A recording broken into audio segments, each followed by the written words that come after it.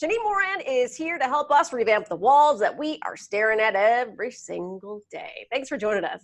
Thank you for having me on the show. So what is the number one tip you can give for people? Because just to add a little something extra to the rooms that they're in all the time now.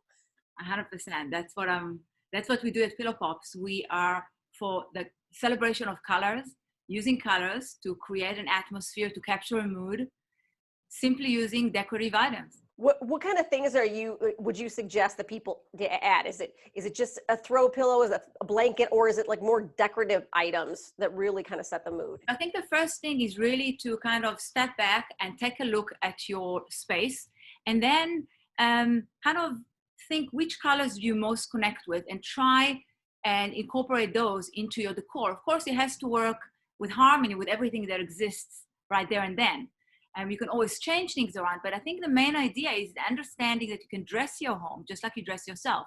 You can exchange colors all the time depending on your mood. That's good to think of. I always struggle with like artwork and things for my walls because I feel like I don't change them very often.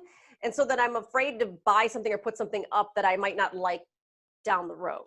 That's a very good question. So usually art will incorporate a few colors, and I think you can always take from them and kind of incorporate them in smaller decorative items that you can exchange easily. You can swap and redress your pillow covers, for example. That's what we do.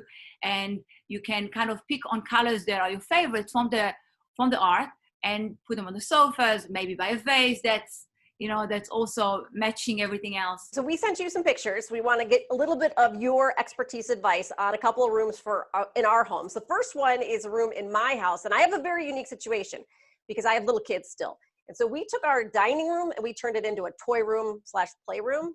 And so the picture that I sent you is actually a formal living room that has some extra spillover of toys. And I don't know what to do with the room because we also have a family room that we spend more time in. Looking at it, I absolutely would suggest incorporating a big mirror.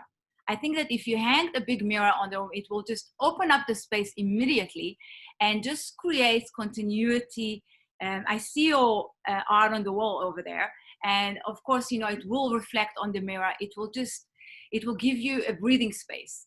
I know that it's still kids, so maybe, you can get rid of the rug if you wanted to, but you can add maybe an armchair or big pillows all around the room and make it a fun space for yourself.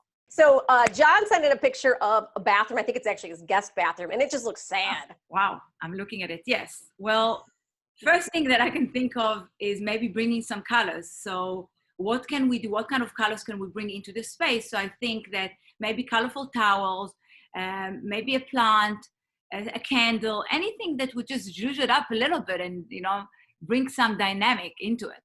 Do you prefer like a solid, or like if there's a shower curtain, do you usually do something solid and then use the color in other spaces? Yes. Or, okay, that always seems like a smarter idea. That's a very good point you're making. I would personally keep to a very neutral curtain, shower curtain, and bring colors everywhere else because you don't want to draw attention to that part. This is why it's so important to bring in our own energy into the house and invest our resources. And it doesn't have to be a lot of money. It's just really our thinking, our thought into our spaces. Fantastic. Thank you so much for joining us. Thank you so much for having me on the show. Yeah, we appreciate it. For more tips and fresh takes on how to redecorate your space, you can visit Shani's website at pillowpops.com.